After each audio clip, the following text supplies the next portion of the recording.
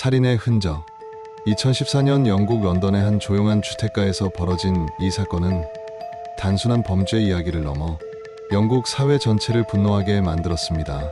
한 어머니가 자녀를 지키기 위해 선택한 극단적인 결단, 그리고 그 결단을 불러온 충격적인 진실.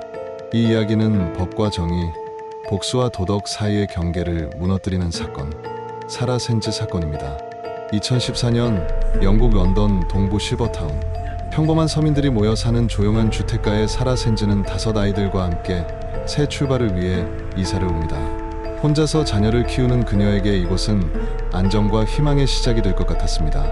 그러나 이웃으로 지내던 77세의 노인 마이클 플리스테드가 사실은 수십 년간 어린이를 대상으로 한 성범죄 전과자였다는 사실을 누구도 몰랐습니다.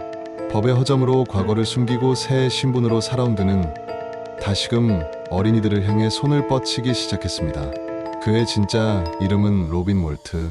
1970년대부터 아동 성범죄로만 24건의 전과를 가진 위험한 인물이었습니다. 1970년대부터 1990년대까지 그는 반복해서 체포와 복역을 이어갔지만 1991년 법의 허점을 이용해 이름을 바꿔 새로운 삶을 살기 시작했습니다.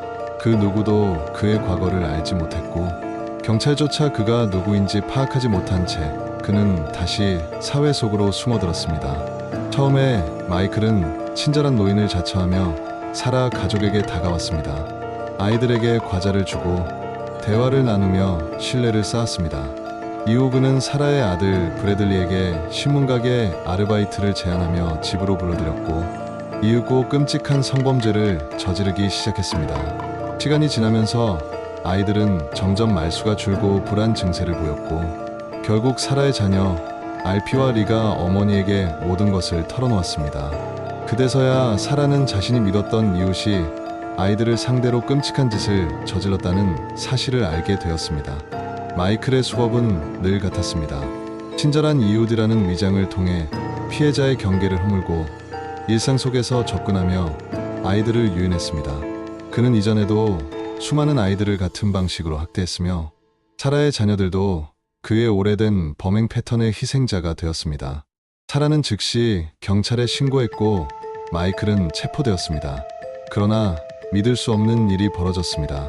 법원은 그의 고령과 건강 문제를 이유로 보석을 허락했고 그는 다시 피해자 가족 바로 맞은편 집으로 돌아왔습니다. 매일 창문 너머로 범인의 집이 보이는 상황. 피해 아동들은 공포와 트라우마에 시달렸고 사라는 가족을 지키기 위해 집을 떠나야 했습니다. 피해자 가족이 숨어야 하고 범인은 자유롭게 거리를 활보하는 현실. 영국 사회는 분노했습니다. 이후 사라는 경찰과 사법 시스템에 수차례 도움을 요청했지만 돌아온 답은 이사를 가라뿐이었습니다. 모든 것을 잃은 채 절망에 빠진 그녀는 2014년 11월 28일 결국 스스로 행동에 나섭니다. 술에 취한 채 부엌칼을 들고 마이클의 집으로 향한 것입니다. 그녀는 마이클에게 사실을 인정하라고 요구했지만 그는 비웃으며 아이들이 거짓말을 하고 있다고 조롱했습니다. 그 순간 그녀는 통제력을 잃었습니다.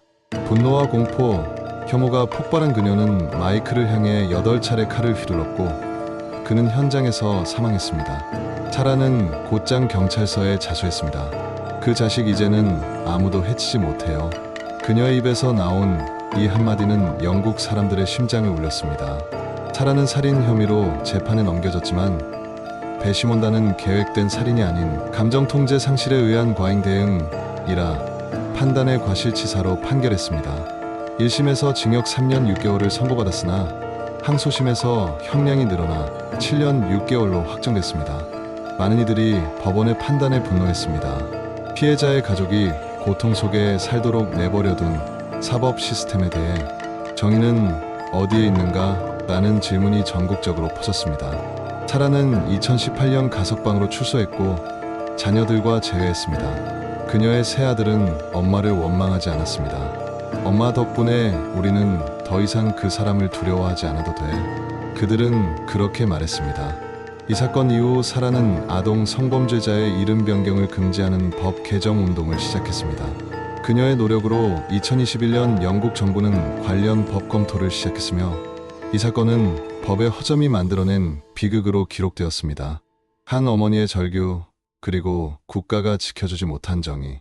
살인의 흔적은 이 사건이 단순한 복수가 아니었다는 것을 말해줍니다. 이것은 시스템의 실패가 한 가족을 파괴한 기록이며 동시에 부모가 자녀를 지키기 위해 어디까지 갈 수 있는가를 보여주는 이야기입니다. 이제 당신에게 묻습니다. 만약 같은 상황이라면 당신은 어떤 선택을 하겠습니까? 2014년 런던에서 있었던 성범죄자 복수 살인 사건. 오늘은 여기까지입니다.